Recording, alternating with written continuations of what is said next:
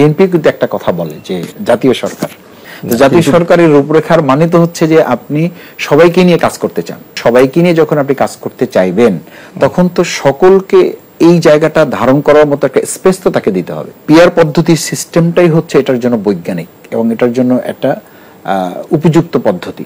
PR পদ্ধতির যে ব্যাপারটা আমরা বলছি, যে রেশিও সিস্টেম যেটা আমরা বলছি, সেই জায়গাটা কিন্তু আপনাকে এটা আমরা এই মেসেজটা দিতে চেয়েছি যে বিএনপি কিন্তু একটা কথা বলে যে জাতীয় সরকার, বা আমরাও সবাই মিলে বলছি যে ফ্যাসিস্টদেরকে বাদ দিয়ে গণতান্ত্রিক আন্দোলন প্রক্রিয়া যারা ছিলেন সবাই মিলে আমরা দেশটাকে ধারণ করি, যেটা আমরা এখন সবাই বলার চেষ্টা করছি, সবার আগে দেশ বা সবার বাংলাদেশ। এই দুটো কথা কিন্তু এখন খুব সাধারণ মানুষের মধ্যে ঘুরপাক খাচ্ছে, এটা নিয়ে ভাবছে সবাই যে সবার আগে দেশ, সবার বাংলাদেশ।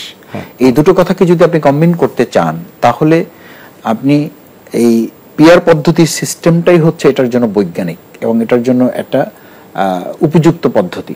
যে আপনি ছোট দল, মাঝারি দল, বড় দল, আপনি ছোট দলকে ছোট দলের মতো করে ভূমিকা পালন করার কথা আমি বলবো কেন, তার যোগ্যতার আলোকে সে ভূমিকা রাখুক, তার মেধা, যোগ্যতার বিকাশ ঘটনাটা সুযোগ তো দিতে চাই।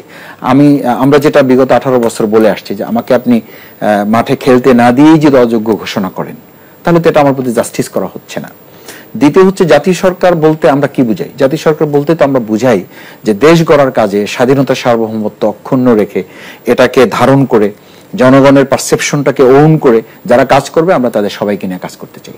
তো তাদেরকে সবাইকে নিয়ে যখন আপনি কাজ করতে চাইবেন তখন তো সকলকে এই জায়গাটা ধারণ করার মতো একটা স্পেস তো তাকে দিতে হবে। সেই সক্ষমতার জায়গাটা তো তার একটু ঘাটতি থাকতে পারে, কিন্তু একটা প্রচলিত যে ধারা চলে আসছে, প্রচলিত ধারা থেকেই তো আমরা বের হতে চাই। আমরা তো বলছি যে নতুন কিছু আমরা দিতে চাই।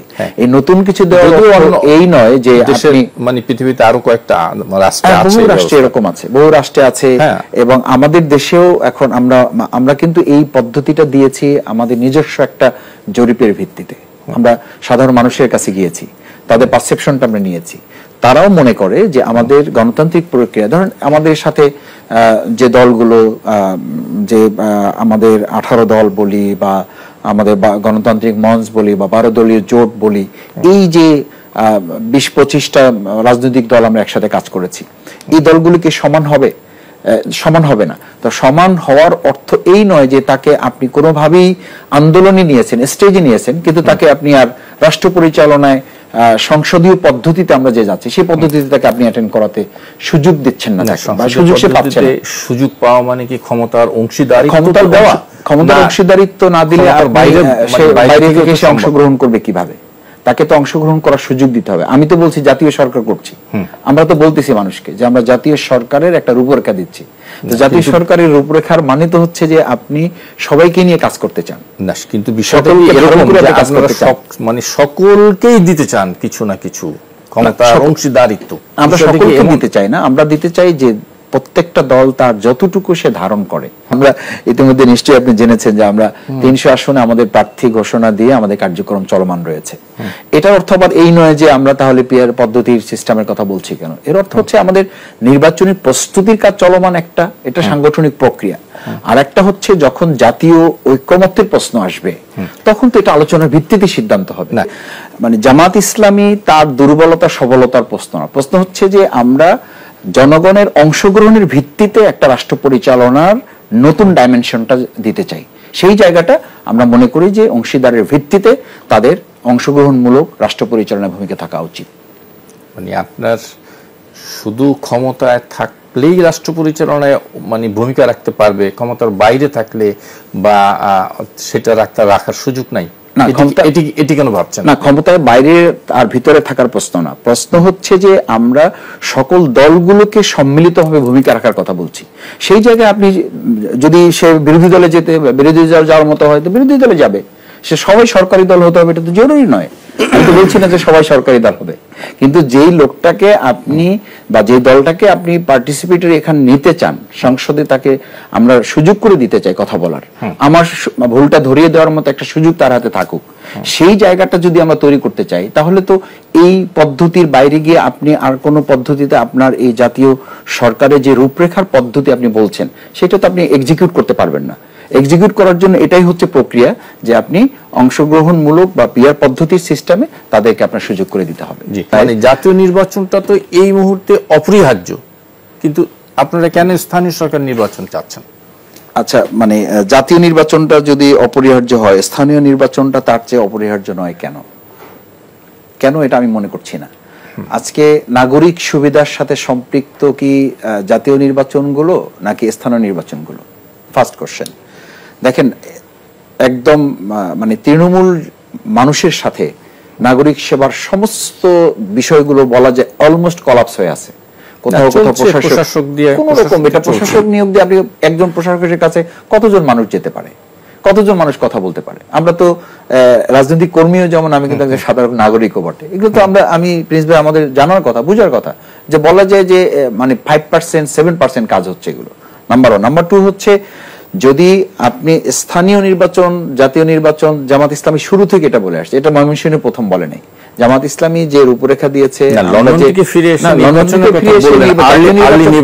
আপনি যদি জাতীয় নির্বাচন ফেব্রুয়ারি মার্চ, এটা আমির জামাত কিন্তু 3টা কথা বলেছে, যে বিচার, সংস্কার, নির্বাচন কমিশন, 3টা জিনিস নিশ্চিত করে তারপরে আপনাকে নির্বাচন দিতে হবে। সেই জিনিসটা ঠিক না হয়ে আপনি যদি না করেন তাহলে কবে নির্বাচন হবে এটা উনি বলেছেন যে এটা আল্লাহ ভালো জানেন। এই জন্য যে আপনি একটু আগে যদি আমরা আমাদের আলোচনায় ধরি যে আমাদের সামগ্রিক একটা নিজেদের চিন্তা দৃষ্টিভঙ্গির সংস্কার না করে, পরিবর্তন না করে, আমরা যতই মানে লাইন টানি, যতই রেখা টানি, যতই আইন কানুন করি, খুব একটা লাভ হবে না। হচ্ছে না তো। মানে আমরা 24শে গণঅভ্যুত্থানের পরে এখন শহীদ পরিবারের এটা দেখছি, আত্মহননের পথ বেছে নিতে দেখছি। কেন? আমাদের সামগ্রিক অবস্থার আমরা কোনো পরিবর্তন করতে পারছি না। আমি যদি আপনার কাছে জানতে চাই, বা আমাকে যদি জিজ্ঞেস করি একজন রাজনৈতিক কর্মী হিসাবে, যে এই মানে অভ্যুত্থানের পর এত আলোচনার মধ্য দিয়ে যে আমরা কিছু সংস্কার করে তারপরে কিছু সংস্কারের একটা দৃশ্যমান সংস্কারের কথা কি আমি এখন বলতে পারবো? যে এই মানে আলোচনার মধ্য দিয়ে রাজনৈতিক দলগুলোর সহযোগিতায় হোক, সরকারের উদ্যোগের কারণে হোক, যে আমরা দৃশ্যমান একটা সংস্কার জাতির কাছে তুলে ধরার মতো পয়েন্ট আমরা বলতে পারবো না। তার মানে হলো যে আমরা সংস্কারে হয় আন্তরিক নই, অথবা নির্বাচনের কথা বলতে গিয়ে আমরা সংস্কারটাকে কোনো না কোনো ভাবে আড়াল হয়ে যাচ্ছে। আবার যারা আমরা সংস্কারের কথা বলছি তাদেরকে কোনো না কোনো ভাবে মনে করানো হচ্ছে যে সংস্কার এবং নির্বাচনকে আমরা মুখোমুখি করে দিচ্ছি।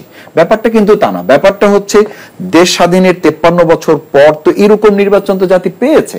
আমরা তো 2008 সাল থেকে 2024 সাল পর্যন্ত 4টা নির্বাচন তো আমরা এরকম দেখেছি।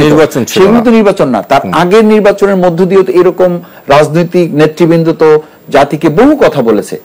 জাতির কাছে এখন স্পষ্ট হওয়া উচিত। আপনি একদম এই কারণ বাজার এলাকার অন্তত 25 জন লোককে রেখি করে আপনি 25 জনকে জিজ্ঞেস করেন যে ভাই নির্বাচন না সংস্কার, একদম সিম্পলি আপনাকে বলে দেবে যে ভাই নির্বাচন করেন, ওই ভোট আমার অধিকার, ওটা দরকার আছে, কিন্তু আল্লাহর রাস্তায় আপনারা সংস্কার করেন, আল্লাহর রাস্তায় জাতিকে একটা ভালো জায়গায় আপনারা পৌঁছে তারপর নির্বাচনটা দেন। কেন? আমি আপনাকে 3টা জিনিস বলি। আপনি যদি প্রশাসনে আজকে যে অবস্থা, আমি কি বলছি? আমি বলছি যে প্রশাসনে এখনো ফেসিবাদের দোসররা বসে আছে। তো আমি একসাথে বলছি ফেসিবাদের দোসররা বসে আছে, সেই দোসরদের বসিয়ে রেখে আপনি মৌলিক কোন সংস্কার, পরিবর্তন, সংযোজন, বিয়োজন না করে আপনি তাদের দিয়ে একটা মানে অংশগ্রহণমূলক, সুষ্ঠু, অবাধ, নিরপেক্ষ নির্বাচন আপনি আশা করেন কি করে, বা কি করে আমাকে আপনি আশ্বস্ত করবেন?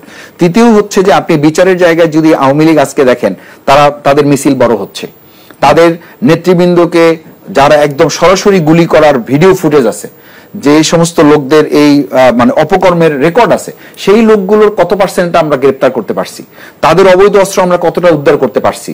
এখনো প্রশাসনের কাছে মানে তথ্য হচ্ছে, আমরা পত্রিকার মাধ্যমে যেটা জানতে পারছি, যে 3/1 অবৈধ অস্ত্র উদ্ধার করা সম্ভব হয়নি, 3/1 সন্ত্রাসীদের গ্রেফতার করা সম্ভব হয়নি। নির্বাচিত সরকার নির্বাচনের মিনিমাম নিশ্চয়তা দেওয়ার জন্য যদি আপনি পরিবেশ তৈরি করতে না পারেন, তাহলে আপনি নির্বাচন নিশ্চিত করবেন কি করে? সেটার জন্য যৌক্তিক ব্যাপার হচ্ছে যে 300 আসনে নির্বাচন করার সক্ষমতা আছে কি নাই, এটা তো একটা এসিড টেস্টের অংশ হিসেবে আপনি স্থানীয় সরকারটাতে এটাকে একটা কেস হিসেবে আপনি নিতে পারেন।